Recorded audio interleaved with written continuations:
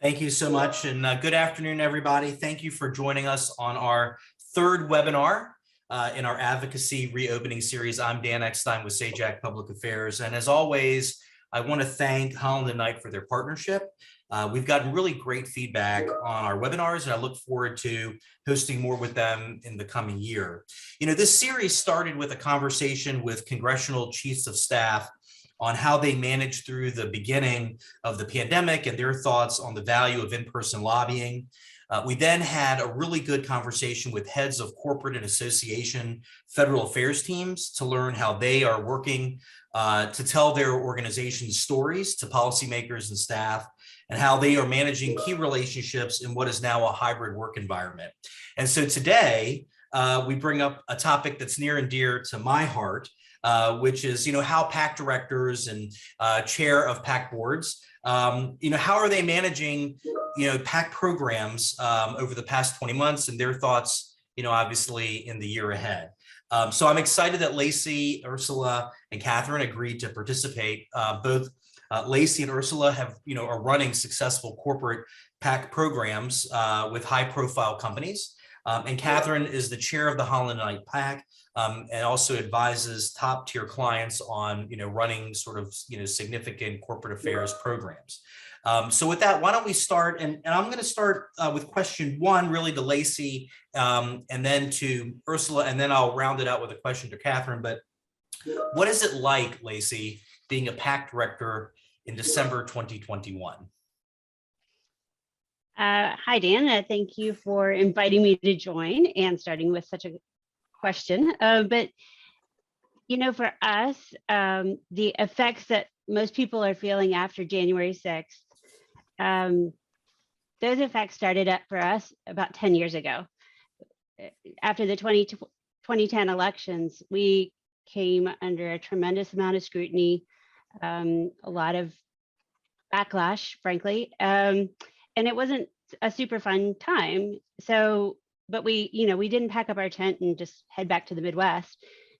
We knew there was value in continuing to engage, and our principals are very committed and passionate about public policy. So we continued engaging, and the thing that kind of slowed us down was just becoming a little bit more intentional, a little bit more deliberative about who we gave to, and making sure that we were comfortable and able to justify. And so, it kind of slowed things down, and we revisited a lot of that process again this year after January 6th. So, it's survivable, and you almost get a little bit more credit, frankly, than, you might have used to get, because you're asking the right questions to make sure you're managing the reputational risk for your company properly.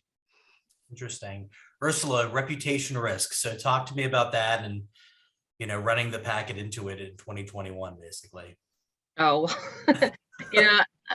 is it a blessing or a curse when I say may you live in interesting times? There's so much immediate change in 2020 and the lingering effect in 2021. Yeah, we find ourselves, living in this interesting time, and reputations right at stake. Some, maybe like Coke industries have experienced just minor bumps in the road, right? And made some alterations, but I feel that we had to make some more considerations with regard to our employees and political engagement during the pandemic. COVID and quarantine had the biggest impacts on my work, with a quick shift to virtual and the indefinite timeframes. There was a lot of uncertainty, and it was kind of unnerving for a lot of the employees. So on top of that, the company and our businesses were dealing with everything from Credit Karma acquisition to making sure that services weren't interrupted for customers, and then creating new work streams with partnership with the government and their responses to COVID, the Paycheck Protection Program. I know you've heard about that from me. And so for these reasons, we pulled back a lot of our planned employee outreach regarding political communications in PAC. But we're going to be moving forward as a company, and even with variants like Omicron, we're going to make strides to get back to normal, or the new normal, with reopenings in January. And then, I think I want to say that with the events of January 6th, after the election certification votes, which were The events and the unprecedented events that followed, that definitely didn't make our job easier, my job easier. I was hoping to frame politics and government relations as professional and approachable after a contentious presidential election year. And then we're all watching rioters enter the US Capitol. So after that, really, I'm sure like Lacey, I was focused on making lemonade out of lemons. So I'm kind of over 2021 and looking to the possibilities of 2022 to engage employees, grow our PAC, and kind of reaffirm a solid reputation.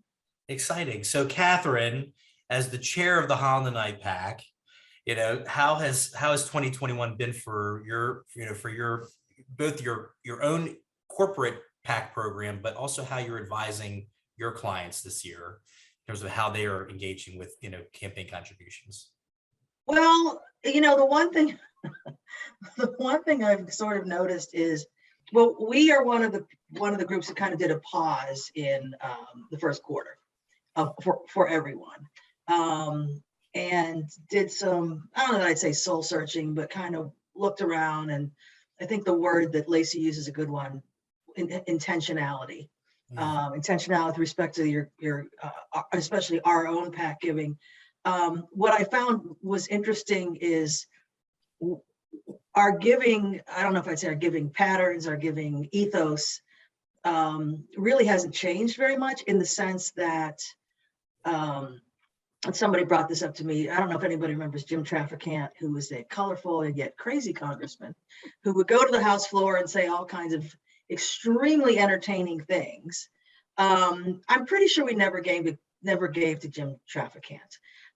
So there's just, it sort of confirmed our choices in the past, and I think going forward of, you want members who are serious legislators, who are going to listen to the people of their district, listen with respect to issues that are important to them or their committee assignments. And essentially those are the members that we give to. The one thing I will say that's interesting about this year was, not to get into too much detail, but usually it's not uncommon. I don't know if it happens to you guys. We kind of run out of PAC money at the end of the year. Not run out, but we keep a reserve because of the way the partners get paid. There's cash flow issues. I'll put it that way. It's the same. It's a good amount of money, but there's issues about the way it comes in. And this year, I think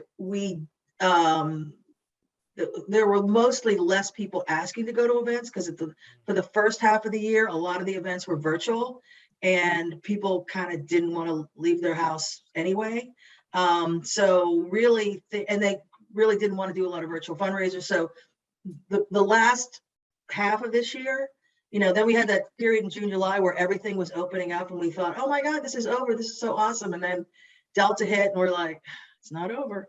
But in the fall, I think people started going to more in-person events. So from my perspective, we didn't have we're tight.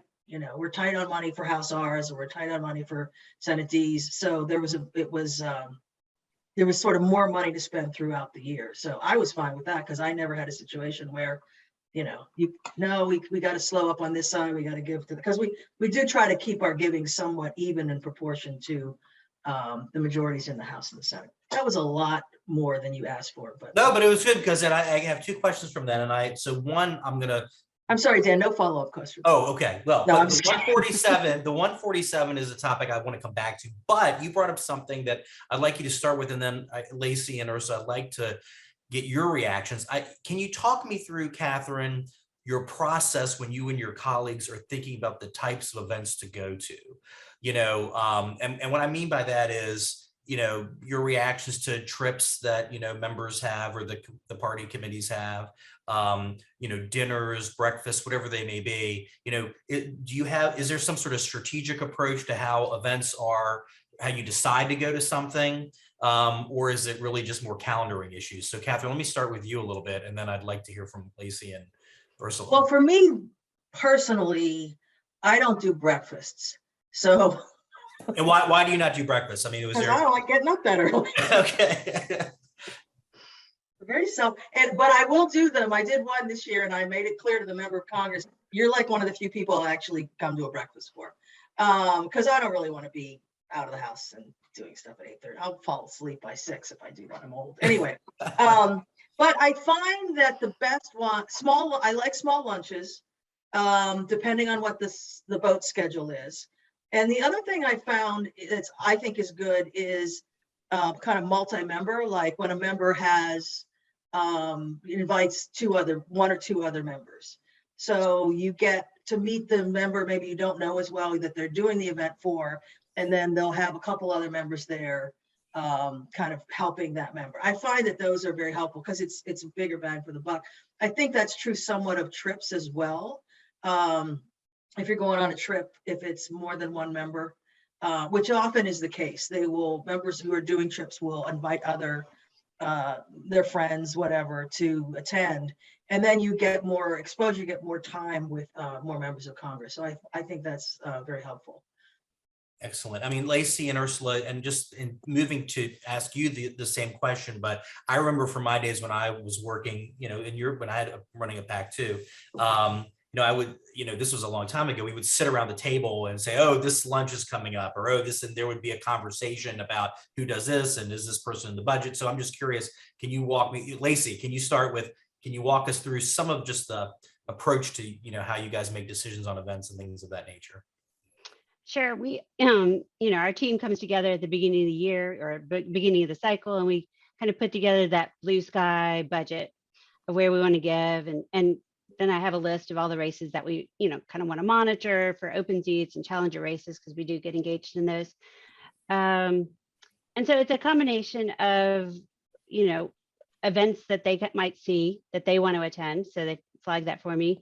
And then generally, like we did yesterday, as we're approaching the end of the quarter, it's a review of the budget of like, who's in our plan that we haven't been able to hit, because we do have a very small team. We only have 3 federal lobbyists to cover all the events associated with our federal giving budget. That's a lot of events. So we make sure that we're not missing other people. And the other hard thing is, freshmen aren't generally going to be on A committees, but we don't want to lose that relationship, because a lot of times we've helped them get here, right? So it's making sure that we don't lose sight of them while they are on a committee that's not necessarily of interest to us, but maintain that relationship.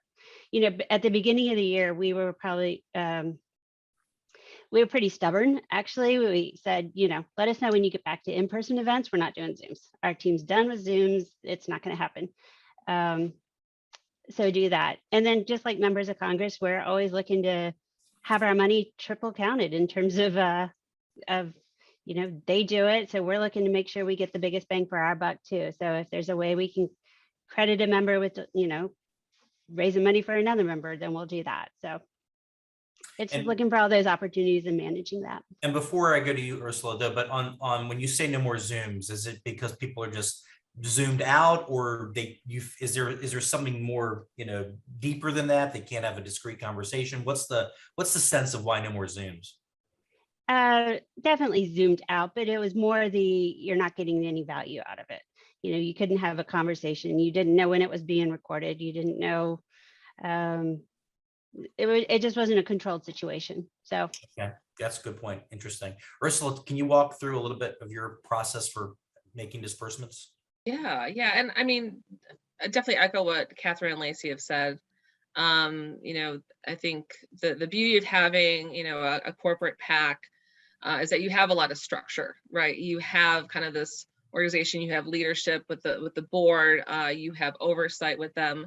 The team comes together, the lobbyists kind of identifying, who they want to engage, right? And ideally when, that's helpful for the budgeting aspect of it. You review all your members. We only interact with those and support those that have kind of been in office that we have an established relationship with. We're not supporting challengers. But I think through and through, depending on the criteria we have established, I think a big consideration is the relationship building that happens with support, PAC support, relationship building, and then also that education piece, right? It's a great opportunity to get in front of members, whether it's over that small lunch or at on a trip, a weekend trip. There's a lot of opportunity to engage with those members directly. Multiple members is always more welcome. We didn't say no to Zooms because we were restricted in actually having in-person meetings. So we did a lot of that. But I think in person is always better, especially for that relationship building aspect.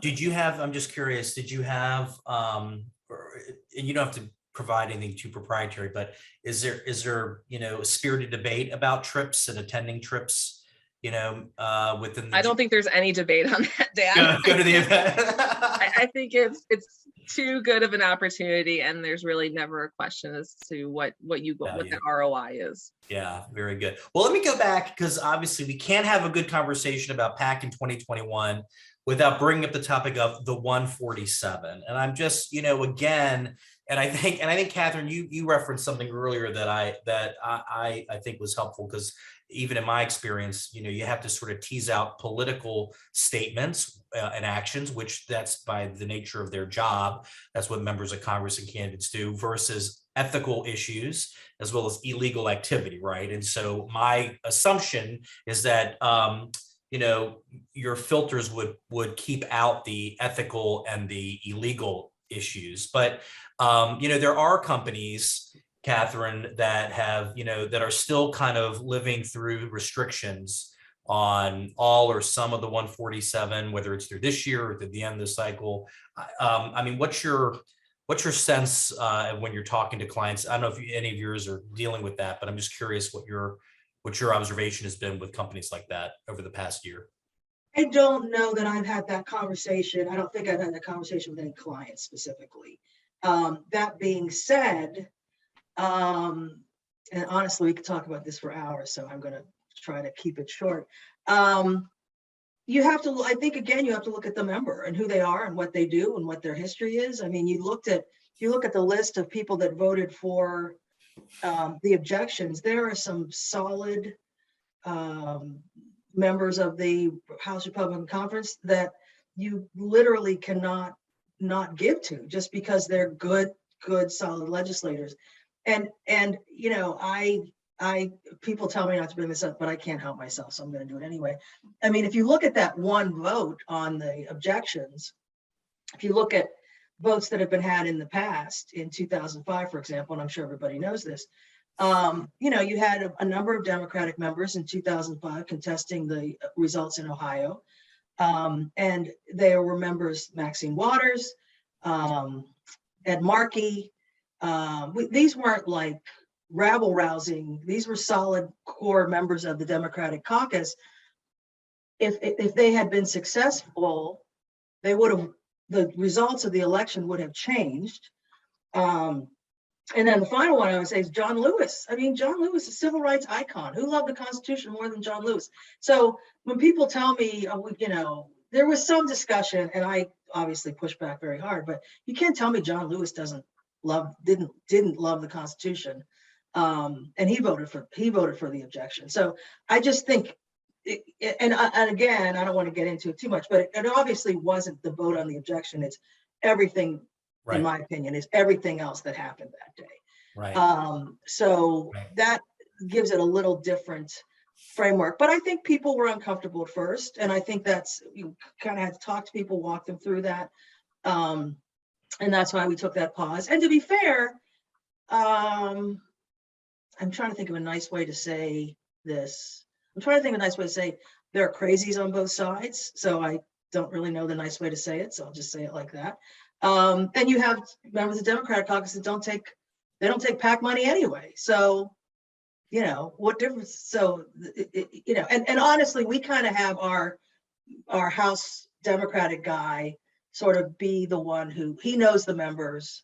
And we have some former Democratic members. They know the members. They know who we're going to feel comfortable giving to. Because at the end of the day, I'm going to have to defend if somebody says, why do we give to that person? I want to be able to say, well, because they're a solid legislator, they do a good job. They listen to their constituents, they're concerned and engaged on these issues, whatever they are, and they're worth supporting. No Ursula, quid pro quo. They're worth supporting just right. because they're good people. Philosophically, right. And so Ursula, I'm just curious, can you talk a little bit about, sort of your, Intuit PAC's approach to 147, if you're comfortable doing that? Yeah. I mean, just to go back to January 6th, at that point, we thought it'd be best to take that 90-day pause from political campaign giving activities and conduct an internal review of our political engagement and giving policies. We developed a team to assess our advocacy efforts, reviewing our strategic business goals, political accountability policy, our values as a company, with the overall goal of ensuring that we're having the right impact on behalf of our customers, our employees, and our company. We sought feedback from select executives, VOE from employees that were eligible to contribute to the PAC, and did some benchmarking. The Sagac team was incredibly helpful in that space. So props to you. And, we came out of the PAC freeze and resumed supporting candidates, not by the, 147 categorization, but that, if they met one or more of our established criteria. Okay. And our criteria really didn't change. Okay. We didn't feel that needed any sort of adjustment. That footing was solid, but we did amend our giving strategy that reflects Intuit's broader strategic business interests. And now we include some consideration of the company's position on select social issues. So while, the 147, that vote and all that was involved in that, it proved that our criteria was on point. So it was a valuable exercise, but we did find opportunity to kind of adjust our giving strategy. So now we consider environmental sustainability, civil liberties, DEI, employee safety and welfare, and other such things. So all in all, it was a good exercise, I would say. Again, making lemonade out of lemons. Got it. Lacey, any comments? We obviously came up with a statement, and we made it was initially very lengthy, and we made it very short and concise. And our comms team is fabulous, and they're very disciplined, and they repeated it over and over and over. And it was like this kind of boring statement about, no, we don't agree with any candidate 100% of the time. And then it goes on to say who it is we do support, and the values that they represent. And I was talking with Lauren and the Sagac team actually a couple of months ago about this, and she's the one who actually shared with me this story about Daniel Radcliffe, Harry Potter.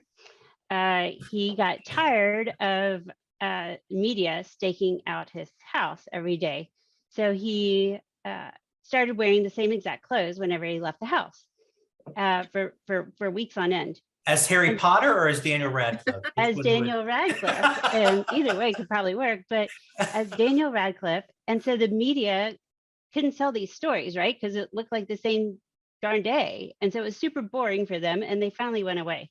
And so I think that's kind of like, we were just boring. And so we just didn't get a lot of attention. I do think some of it is we've spent a decade getting bashed about. So right.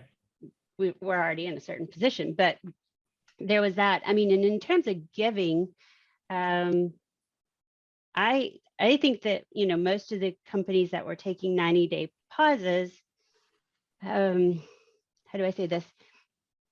Almost compelled us to give earlier than we normally would, just because members were so needing it, and right. Super appreciative, of course. So there's that, but right.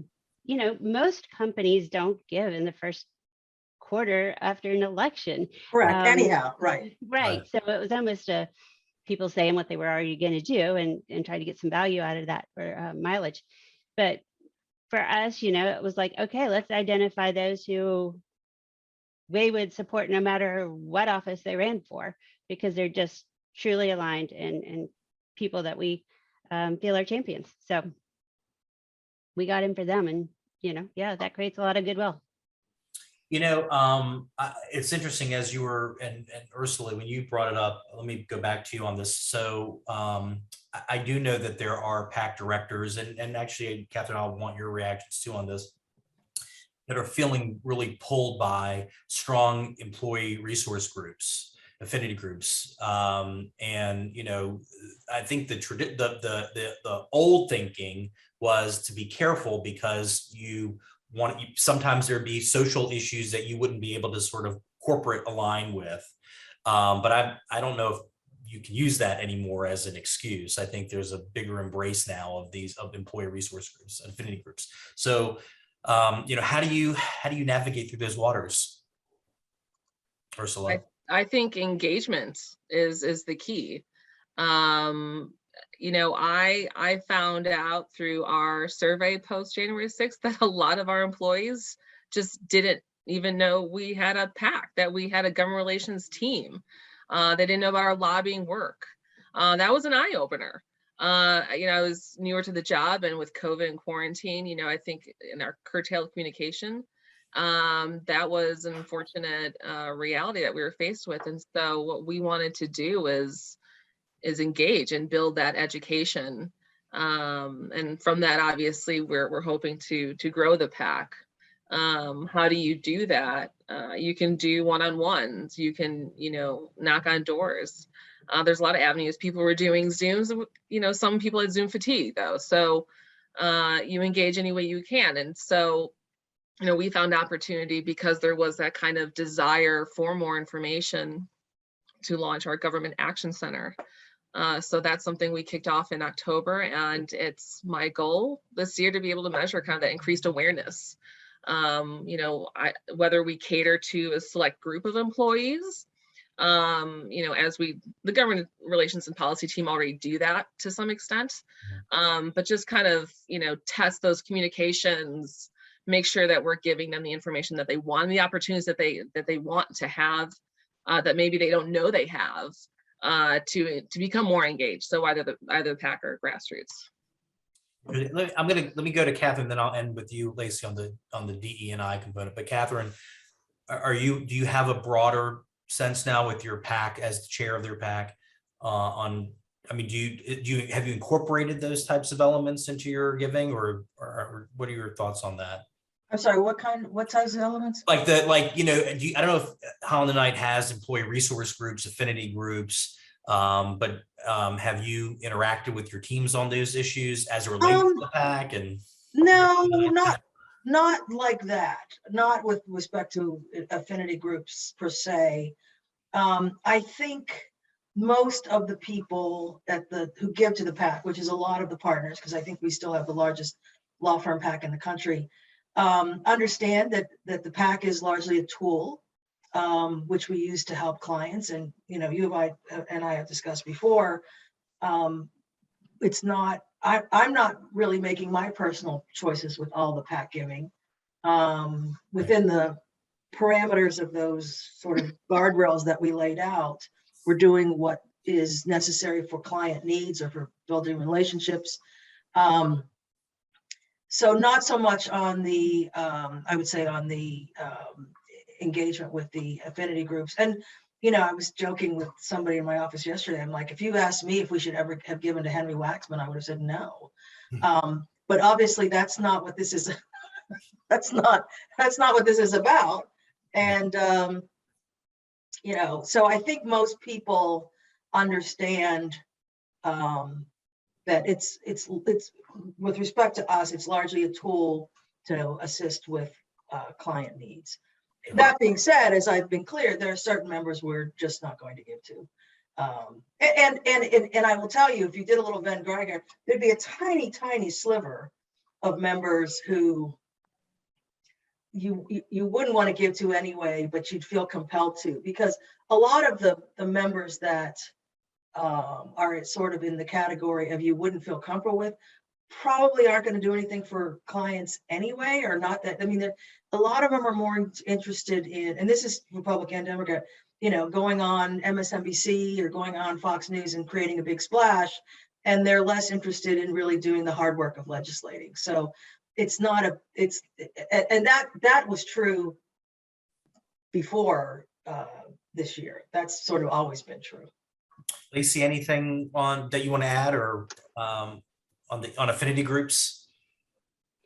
You know, Coke takes a little different approach to like the environment, social and governance efforts or goals that a lot of special interest groups put out there.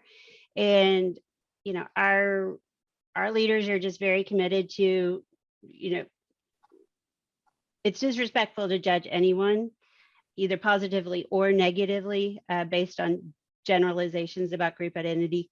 And so kind of the approach we take is that we're just trying to create an environment that helps everybody contribute to their maximum extent and creating mutual benefit. And so, you know, it's easy to kind of dismiss us as being a privately held company. But, you know, we do have products on store shelves. We do sell Brawny paper towels and Angel Soft toilet paper. All things needed, obviously. Absolutely. Highly valued in the past couple of years. And so, you know, we are out there, and also we want to recruit the best talent. So we do care about our reputation. We just take a different approach to it. Got it. Well, let me, you know, it's 12:30. We don't have a lot of time left. So let me sort of pivot, if you will, to more future oriented questions. So, you know, and maybe, you know, Ursula, let me start with you. So, you know, is everybody back in the office? Are you in a hybrid environment? And so, you know, just knowing what, you know, where people will physically be over the next 6 to 12 months, or maybe you don't know where people will physically be over the next 6 to 12 months. You know, how do you anticipate, how are you going to plan to do more of your outreach? So Intuit kind of gave notice that we have the option of going back into the office. But, you know, I think since the start of the pandemic, they gave serious consideration to kind of the well-being, physical and mental of employees during the pandemic. And so there haven't been a lot of extraneous demands on employees. But as far as engagement, yeah, I want to know where they're going to be. I want to connect with them. You know, I had limited opportunities, you know, did like a get out the vote campaign before, but a lot of other communications in the political space were curtailed.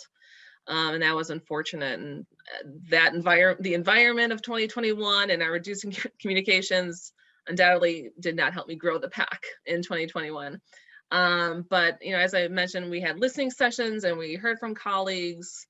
So even though Zoom fatigue may continue, you know, I think we've kind of all accepted the reality that virtual meetings are here to stay. Yeah.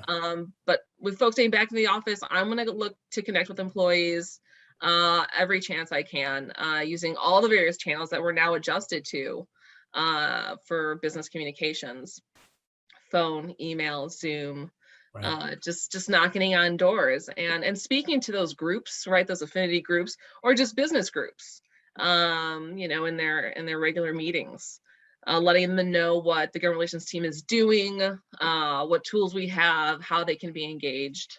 But I'm definitely looking to connect more in person with colleagues. Again, I think that has, it's invaluable for relationship building. And so also that Government Action Center, right? I mean, right. Make it available, educate employees, and give them the opportunities to engage. So that's what I'm looking forward to. I'm sorry to interrupt you, but I was just saying, so is it Q1 2022 you may start to travel, or is it in the spring, or just whenever the opportunity arises in the coming months? I'm going to look to get out to California and, you know, the mass of our employees as soon as possible. But, you know, we have employees across the U.S. There's opportunity to go to Texas. We have folks in Virginia. We have folks in Boise, Idaho. And I think the only thing that's going to keep me back are my little bosses here at home. Other than that, I'm ready to get out there and talk about the PAC and the good that we're doing. Lacey, travel for you in person, all hybrid, you know, remote, hybrid. What's kind of, how do you plan to connect with your colleagues next year? So fortunately, our certainly everybody went remote for a bit, but we were back in our offices pretty quickly, at least in Kansas. Georgia had a little bit slower return. And we've already started events, which is a big driver for us in terms of getting our higher dollar givers. So we had a great golf tournament wine tasting in September, and I'm heading to Wichita tomorrow morning for our max out donor event that we're going to have great turnout for. So our people are ready, and we were able to keep communicating throughout the year, and we've got over 300 new members just in the past 6 months. So we're happy with it. That's great. Kathryn, I'm trying to figure out how to get into your carry-on baggage to go to Florida in the coming weeks or so. So I'm just curious, how do you foresee sort of, engaging on events and things of that nature in 2022? I think 2022 will be similar to this quarter of 2021, which is a lot more people are doing in-person events, lunches, dinners, receptions, breakfast, and trips. So I think it will probably continue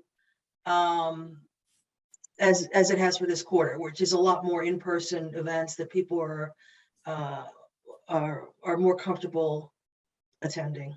So, and I'm fine with that. I mean, I actually went to Florida for a couple of weeks ago for 2 weeks, but the week before I went, I was doing events every day. And when I got back, I was doing events every day of the week. So, when they're here, and this is true anyway, when the members are in town, obviously they're having events. So there's more events to go to. And I suspect that will continue pretty much the same way in January and probably for next year. I can't remember the last time I saw an invitation to a Zoom event for a House Republican. Maybe someone's had them, but I haven't been on any list. They're doing everything in person now. So, Kathryn, I'm going to stick with you for, we only have a few more minutes for another question or two, but, my observation is the most successful way to sort of educate colleagues about a PAC program is to remind them of the purpose and value of the organization that they work for and that they're a part of. And so, people's attitudes and feelings towards their company, towards their law firm, I think is an important indicator of whether they want to support, their PAC or not. And so we were talking before the call started that the firm has had a good year. So do you think, is there a direct correlation between a good year at the firm and a great year for the PAC? How do you sort of, when you do solicit your colleagues, how much does sort of the, people's feeling of the firm come up in? I don't know. I think I'm a little too close to it to know that, but I will say when you're asking people for money generally, and they have more money in their pocket, yeah, they're more willing to give. They're more willing to give you money if they generally have more money. Got it. So Holland Knight has a strong sort of public service, public engagement history. We had Spencer Holland, former senator from Florida. We had Chesterfield Smith. So we have a culture that I think recognizes and values this kind of engagement. Got it. Lacey, tell me about how people are feeling at Coke, and does that correlate to a good PAC campaign for next year? Yeah, that absolutely affects the success rate. 2009 was a really tough year for most people, and that's true for us. So we feel good. Dan, I was going to mention the one thing in terms of the return to office. Yeah, we noticed a big drop. We had great participation, great read rates during when everybody was virtual. And when people started coming back to the office, their days filling up with other things. And so we saw a decline in the number of people who would turn out for a webinar or a forum, and the read rates kind of, returned back to normal. So for those who haven't yet gone back to the office, I would say set your expectations, because that was a bummer. They're not dialing in like they used to. So Interesting. Okay, interesting. I mean, Ursula, any sense of, people's feelings about Intuit, and therefore their interest in, supporting the company's advocacy efforts? I think, as I mentioned, I think we, as a company, were very thoughtful and deliberative in how we engage with the employees kind of during the COVID quarantine uncertain time. I think the company is in great standing. I think there's a lot happening, a lot of exciting things. So there's a lot of positive energy, which I would love to feed into, but it's not always positive. There's a lot of, there are issues that are out there that you have to respond to. And so, I think it's always more ideal, right, to get someone on the uptick, right, and get them while they're positive, right after that bonus. There's always strategy there. Right. That shouldn't be ignored for, effective PAC managers. But that doesn't necessarily always lend itself to you when you need it to. And maybe there's opportunities to just, or reason to engage, kind of more regularly, and let them know what's going on, the good and the bad in the policy space, something that could impact the company. Maybe that's reason, and maybe that's more of a driver for some. So I think it all depends on the company. I think, again, it's a great company. There's a lot of community, and there are good feelings, solid feelings about the company. People are happy to work it into it, and so yes, I'd love to be positive about it, but that's not always going to be the case. So we just need to focus on what we need to be doing. And again, I think it's all about education, letting folks know what's happening in the political space, policy space, and letting them have an opportunity to engage themselves. Got it. Thank you. So we have time for one more question. And Kathryn, I'm going to start with you. So as the chair of the PAC board, again, from my observations, some organizations have a PAC board of functional leaders, corporate executives, but they're mostly there to sort of approve sort of strategy.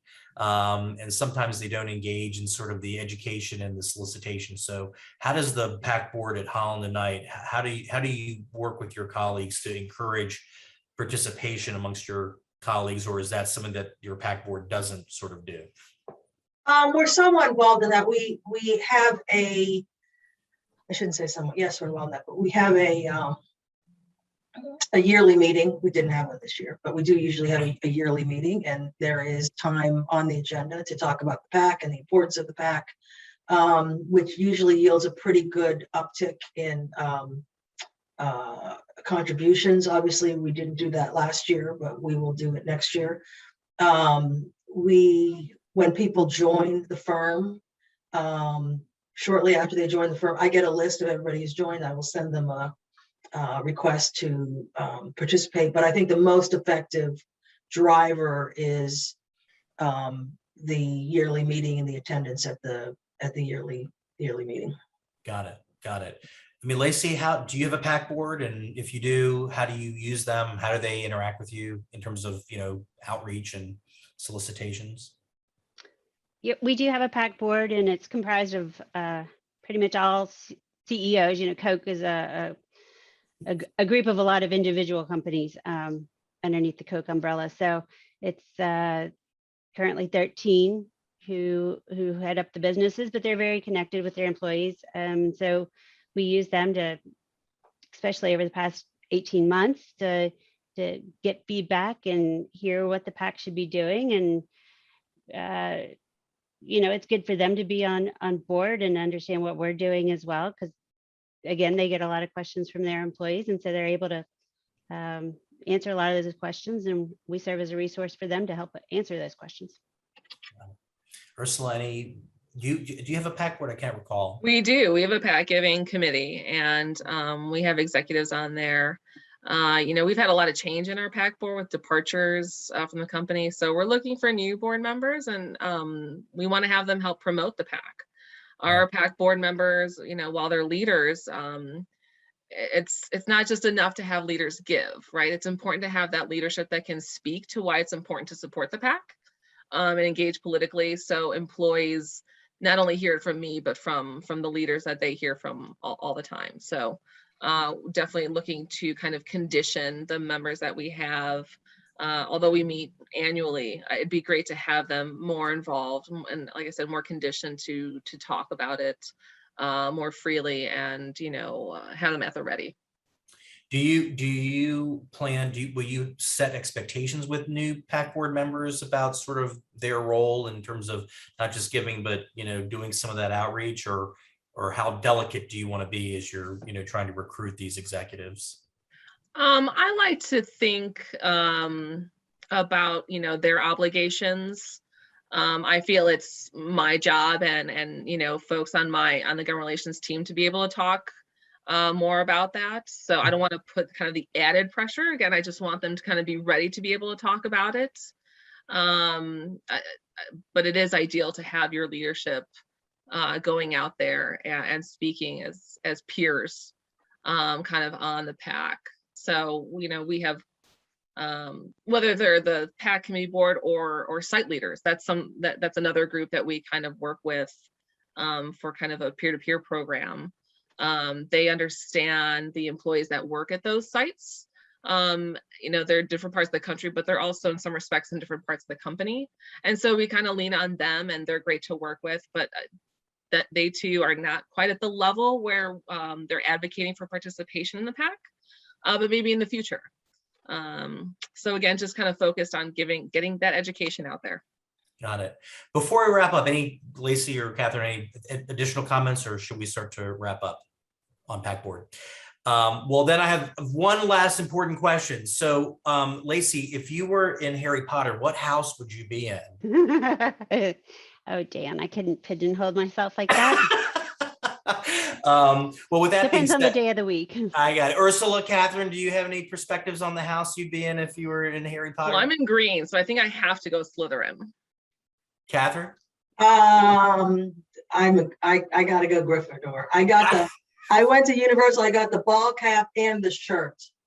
And I embarrass everybody I'm with when I wear it, except for myself. So.